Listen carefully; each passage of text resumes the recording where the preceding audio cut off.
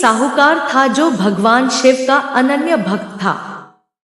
उसके पास धन धान्य किसी भी चीज की कमी नहीं थी, लेकिन उसकी कोई संतान नहीं थी और वह इसी कामना को लेकर रोज शिवजी के मंदिर जाकर दीपक जलाता था।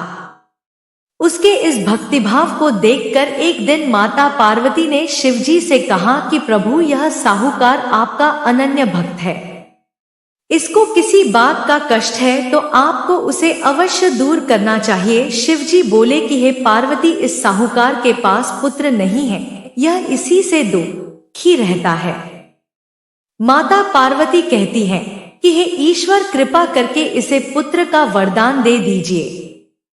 तब भोलेनाथ ने कहा कि हे पार्वती, साहूकार के भाग्य में पुत्र का योग नहीं है, ऐसे में अगर इसे पुत्र प्राप्ति का वरदान मिल भी गया तो वह केवल 12 वर्ष की आयु तक ही जीवित रहेगा। यह सुनने के बाद भी माता पार्वती ने कहा कि हे प्रभु, आपको इस साहूकार को पुत्र का वर देना ही होगा, अन्यथा भक्त क्यों आपकी सेवा पूजा करेंगे। माता के बार बार कहने से भोलेनाथ ने साहूकार को पुत्र का वरदान दिया, लेकिन यह भी कहा कि वह केवल 12 वर्ष तक ही जीवित रहेगा। साहूकार यह सारी बातें सुन रहा था, इसलिए उसे न तो खुशी हुई और न ही दुख। वह पहले की ही तरह भोलेनाथ की पूजा अर्चना करता रहा। उधर सेठानी गर्भवती हुई और 9वें महीने उसे सुंदर से बालक की प्राप्ति हुई। परिवार में खूब हर्षोल्लास मनाया गया, लेकिन साहूकार पहले ही की तरह रहा और उसने बालक की 12 वर्ष की आयु का जिक्र किसी से भी नहीं किया। जब बालक 11 वर्ष की आयु हो गई तो एक दिन साहूकार की सेठानी ने बालक के विवाह के लिए कहा। तो साहूकार ने कहा कि वह अभी बालक को पढ़ने के लिए काशी जी भेजेगा। इसके बाद उसने बालक के मामा जी को बुलाया और कहा कि इसे काशी पढ़ने के लिए ले जाओ और रास्ते में जिस भी स्थान पर रुकना वहां यज्ञ करते और ब्राह्मणों को भोजन कराते हुए आगे बढ़ना। उन्होंने भी इसी तरह करते हुए जा रहे थे कि रास्ते में एक राजकुमारी का विवाह था। जिससे उसका विवाह होना था वह एक आंख से काना था। तो उसके पिता ने जब अति सुंदर साहूकार के बेटे को देखा तो उनके मन में आया कि क्यों न इसे ही घोड़ी पर बिठाकर शादी के सारे कार्य संपन्न करा लिए जाएं। तो उन्होंने मामा से बात की और कहा कि इसके बदले में वह अथाह धन देंगे, तो वह भी राजी हो गए। इसके बाद साहूकार का बेटा विवाह की बेदी पर बैठा और जब विवाह कार्य संपन्न हो गए तो जाने से पहले उसने राजकुमारी की चुंदरी के पल्ले पर लिखा कि तेरा विवाह तो मेरे साथ हुआ, लेकिन जिस राजकुमार के साथ भेजेंगे वह तो एक आंख का काना है।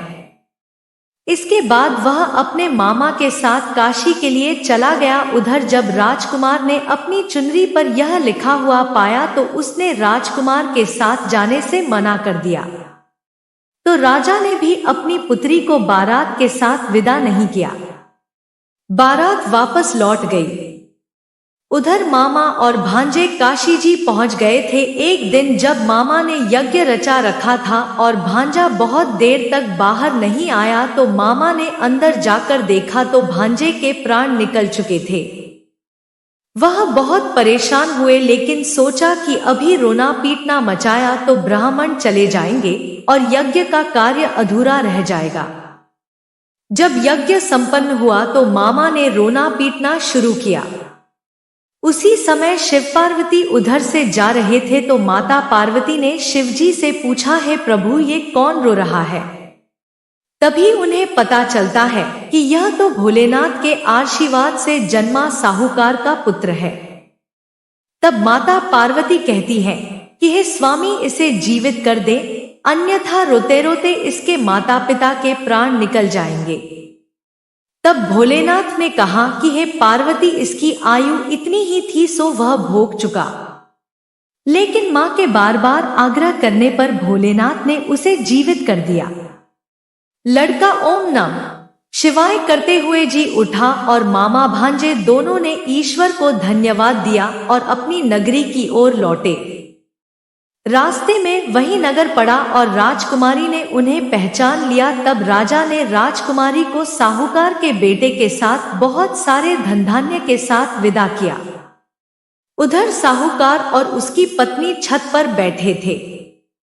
उन्होंने यह प्रण कर रखा था कि यदि उनका पुत्र सकुशल न लौटा तो वह छत से कूदकर अपने प्राण त्याग देंगे। तभी लड़के के मामा ने आकर साहूकार के बेटे और बहू के आने का समाचार सुनाया, लेकिन वे नहीं माने। तो मामा ने शपथ पूर्वक कहा। तब तो दोनों को विश्वास हो गया और दोनों ने अपने बेटे बहू का स्वागत किया। उसी रात साहूकार को स्वप्न ने शिवजी ने दर्शन दिया और कहा कि तुम्हारे पूजन से मैं प्रसन्न हुआ। इसी प्रकार जो भी व्यक्ति इस कथा को पढ़ेगा या सुनेगा उसके समस्त दुख दूर हो जाएंगे और मनोवांछित सभी कामनाओं की पूर्ति होगी। तो ये थी हमारी आज की वीडियो।